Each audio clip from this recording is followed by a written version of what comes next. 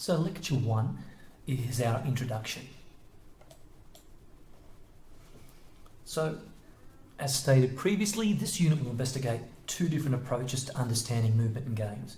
And these are the direct instruction method, which is very technique driven and the coach is very much in charge of the session, and game sense, which is strategic or tactically driven and is very much student centered in its method.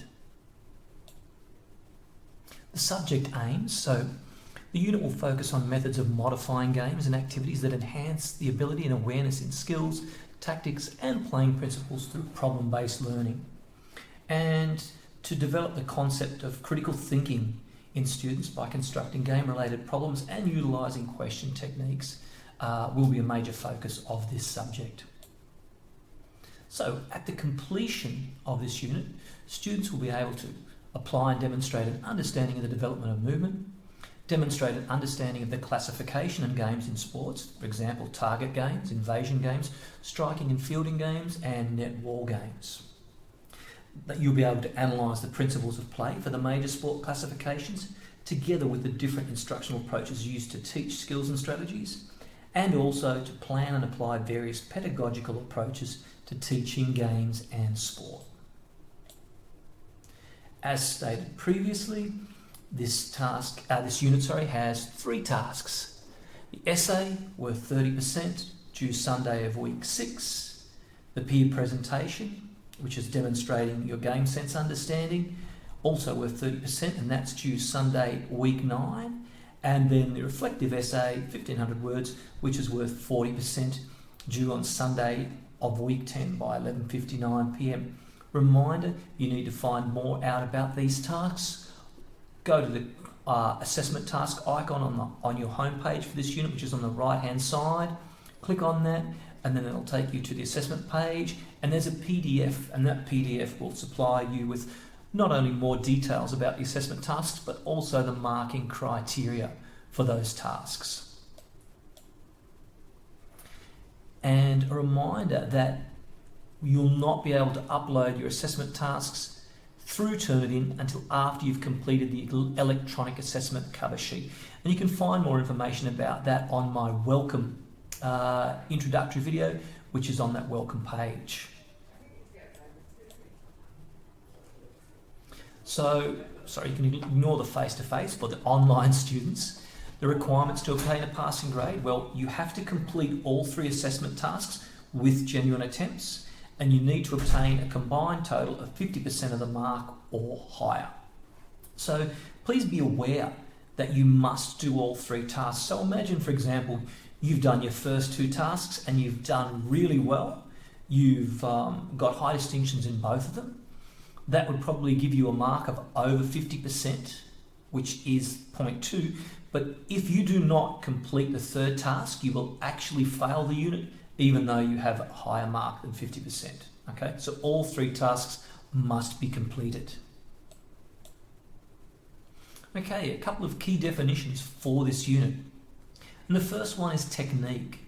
And the technique is a movement which is performed in a closed, isolative, repetitive drill-like situation in practice. So very much when we're talking about direct instruction, it's technique driven. So, you know, the correct way to hold a tennis racket, for example, or the correct technique that's used to step forward and block a ball in cricket. Okay? And then when we look at skill, a skill is a performance of a technique in a game situation.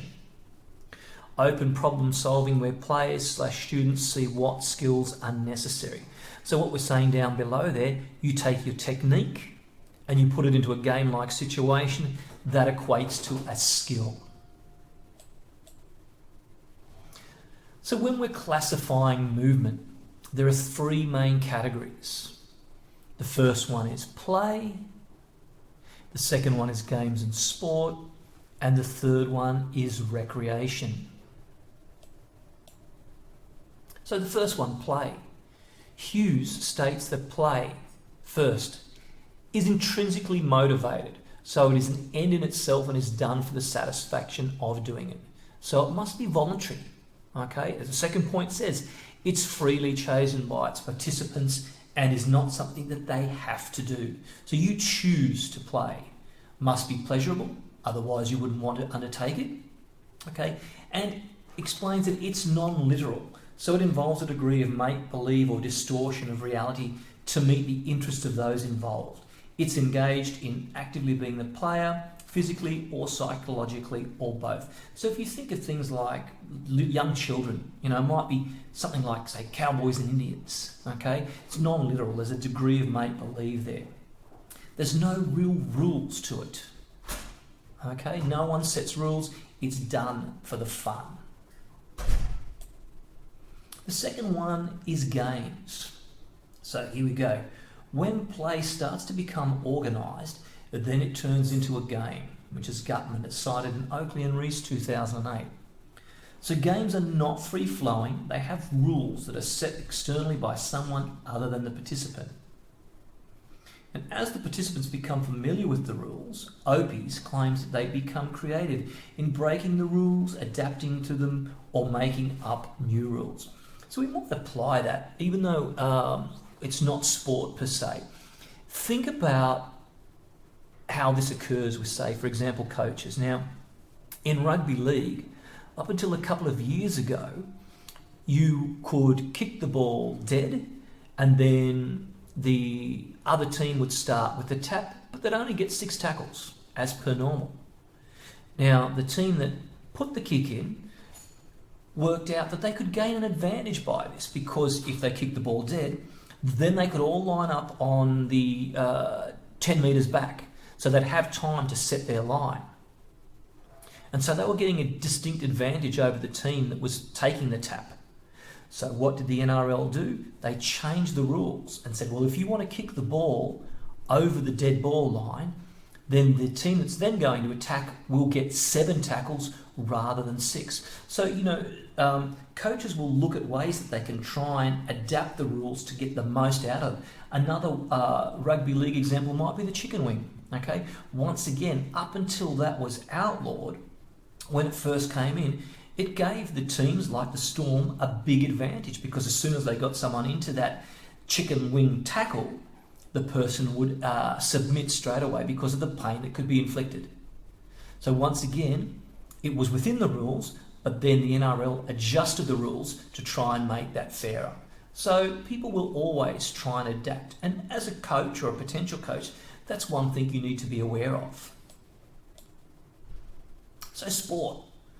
What makes an activity a sport?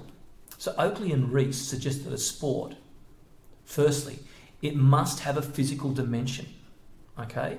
So something such as darts or lawn bowls, which has length and width that you must land within, as opposed to poker and Scrabble, because of course poker and Scrabble do have rules, okay, must have a competitive element. So golf, as opposed to walking, must be structured and have a framework of an institutional organisation. So set rules and standards regulated by a governing body. So maybe you're talking FIFA for soccer, or FINA for swimming, or the IAAC for athletics. An interesting one here, the criterion of general acceptance that it is a sport by the media. Okay, so again, soccer, tennis, cricket, as opposed to something like beer pong. Okay, where there are dimensions, there is a competitive element to it, but it's certainly not accepted by the media as a sport. And then of course we have recreation. And they say the best way to differentiate between sport and recreation is to look at the form of activity and social context in which they occur. Okay? So recreation is concerned with how the activity is participated in and organised. So, for example, we know running, it's recreational when we're engaging it after work. You might be, stress releasing or trying to get fitter. But it's not recreation when the same person is running in a competitive meet where there is a competition. So obviously, say for example, with the upcoming Olympics, there will be track running, okay, which certainly is not recreational, it's competitive. Characteristics of recreation. Once again, like play, the choice of the activity is voluntary. It occurs during leisure time. It provides enjoyment, fun, and personal satisfaction. It can provide a refreshing change of pace.